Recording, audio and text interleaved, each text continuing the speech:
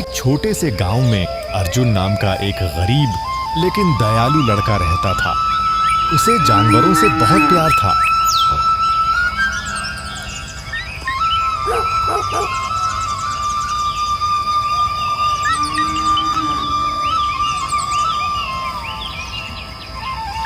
माँ, मैं जंगल जा रहा हूँ लकड़ी लाने। संभल के जाना बेटा और जल्दी आ जाना। ठीक है माँ, जल्दी आ जाऊंगा।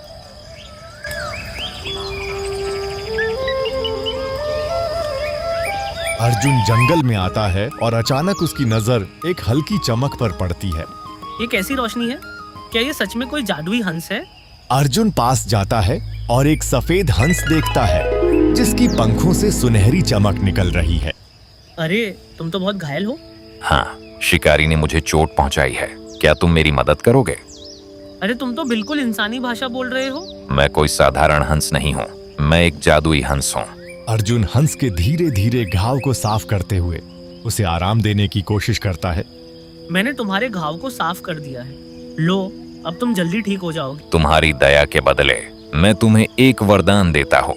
मेरे पंख को संभाल के रखना। जब भी मुश्किल आए इसे हाथ में पकड़ना। मेरे दोस्त, मेरी मदद करने के लिए तुम्हारा बहुत बहुत शुक्रिया। अच्छा, तो मैं चलता हूँ। अगर कोई भी मुसीबत हो मुझे याद करना। ये शब्द कहकर जादुई हंस पल भर में उड़कर ओझल हो जाता है। अर्जुन जंगल से लकड़ियां लेकर खुशी खुशी घर लौट आता है। गांव में अगली साल बहुत भयानक सूखा पड़ा। कई महीनों से बारिश नहीं हुई, जिससे खेतों की मिट्टी पूरी तरह सूख रही थी और फसलें बर्बाद हो रही थीं। तालाब, कुएं और नहरों का पानी भी लगभग खत्म हो रहा था। पशुओं के लिए चारा और पानी की भारी कमी हो रही थी, जिससे गांव वालों को आर्थिक संकट का सामना भी करना पड़ रहा था। पूरे गांव में चिंता और निराशा का माहौल था। घर में अनाज का एक दाना तक नहीं बचा है। हालात इतने खराब हो गए हैं कि अब खाने के लिए भी कुछ नहीं है और हर दिन गुजारना मुश्किल होता जा रहा है। अब क्या करें जी, घर में तो सच में एक दाना तक नहीं बचा है। लगता है आज फिर भूखे ही सोना पड़ेगा, लेकिन हिम्मत मत हारो, शायद कल भगवान कोई रास्ता निकाल दें। घर में अनाज धीरे धीरे सब खत्म हो रहा है। पता नहीं भगवान ने क्यों आंखें बंद कर रखी हैं। ना जाने अब क्या होगा, भगवान ही जाने। अर्जुन को जादुई हंस की बात याद आ जाती है। वह घर में रखा हुआ पंख उठाकर लाता है और उसे हाथ में पकड़कर कहता है, हे जादुई पंख, अपना जादू दिखा। तभी एक तेज रोशनी के साथ हंस प्रकट होता है। क्या हाल है मेरे दोस्त? क्या तुमने मुझे याद किया? बताओ, ऐसी कौन सी मुसीबत आ पड़ी कि तुम्हें मुझे याद करना पड़ा? अर्जुन की माँ हंस को बोलते हुए देखकर चौंक जाती है। गांव में बहुत भयंकर सूखा पड़ा है। खाने के लिए किसी के पास एक भी दाना नहीं है। पानी पूरी तरह सूख चुका है। कुओं से भी पानी नहीं निकल रहा। नदियां सूख गई हैं और जानवर भी एक बूंद पानी के लिए तड़प रहे हैं। क्या तुम मेरी कोई मदद कर सकते हो? हाँ, क्यों नहीं मेरे दोस्त, मैं बिल्कुल तुम्हारी मदद कर सकता हूँ। चलो मेरे साथ।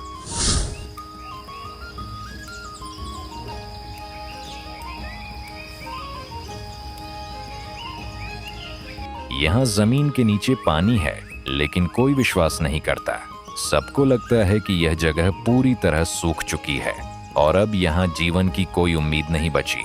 लेकिन मुझे यकीन है कि अगर हम सही जगह कोशिश करें तो हमें पानी जरूर मिलेगा और तुम्हारा गांव फिर से हरा भरा हो सकता है। तो हम क्या करें? तुम खोदना शुरू करो। और क्या? अर्जुन गड्ढा खोदना शुरू करता है। थोड़ी ही देर में वहां गांव वालों की भीड़ लग जाती है।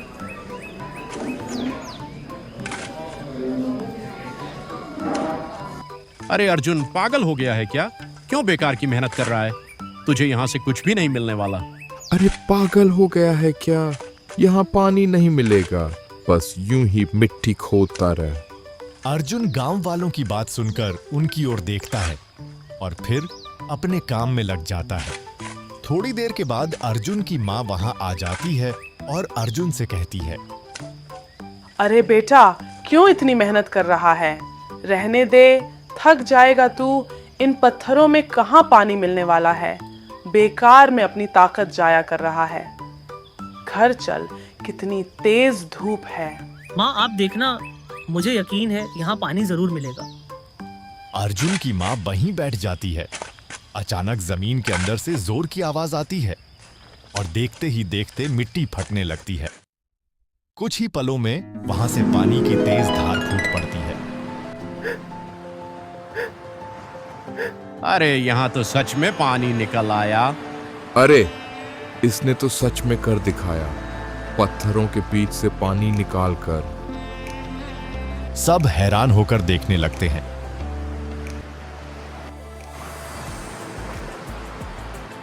फिर धीरे धीरे पानी और तेज बहने लगता है, जैसे बरसों से बंद रास्ता आज खुल गया हो। आसपास खड़े लोग खुशी से चिल्लाने लगते हैं। माहौल एकदम बदल जाता है। जहां पहले निराशा थी, अब वहां उम्मीद और खुशी फैल जाती है। तभी दूर से जमींदार आता दिखाई देता है। उसके चेहरे पर घमंड साफ झलक रहा होता है और वह अर्जुन को देखते हुए कड़क आवाज में कहता है, गांव वालों सुनो सब लोग, अब ये पानी मेरा है, ये जमीन मेरी है, तो इसमें से जो भी निकलेगा उस पर हक भी मेरा ही होगा।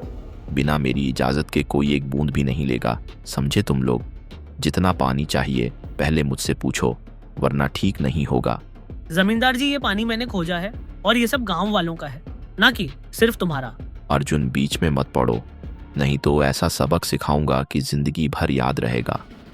अचानक एक बार फिर से वही जादुई हंस प्रकट होता है और सब लोग हैरान होकर उसकी तरफ देखने लगते हैं। बस बहुत हुआ, अब लालच का अंत तो होना ही चाहिए।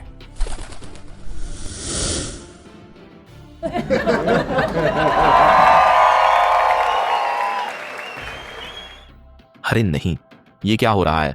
मुझे नीचे उतारो, मैं गिर जाऊंगा, बचाओ, कोई तो बचाओ। मैं मान गया, मुझे छोड़ दो। जब तक तुम बाधा नहीं करोगे कि तुम गांव वालों के साथ बांट कर नहीं रहोगे, तब तक ये जादू नहीं हटेगा। मैं वादा करता हूं, मैं कभी भी किसी को परेशान नहीं करूंगा और सबके साथ मिलजुल कर रहूंगा। मुझे छोड़ दो।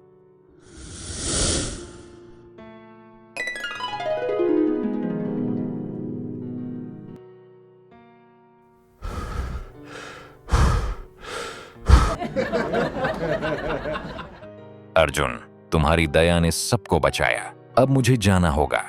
हंस भैया, अब आप कब मिलोगे? जब भी तुम किसी की मदद करोगे, मैं वहीं मिलूंगा। हंस इतना कहकर आसमान में उड़ जाता है। लड़का उसे जाते हुए बस देखता रह जाता है, जब तक वो दूर, बहुत दूर आसमान में ओझल नहीं हो गया। खेत, कुएं और नदियां फिर से हरियाली से लहलहा उठीं। सूखी पड़ी धरती जैसे नई जिंदगी पा गई हो। जहां पहले धूल उड़ती थी, अब वहां हरी भरी फसलें हवा के साथ झूमने लगीं।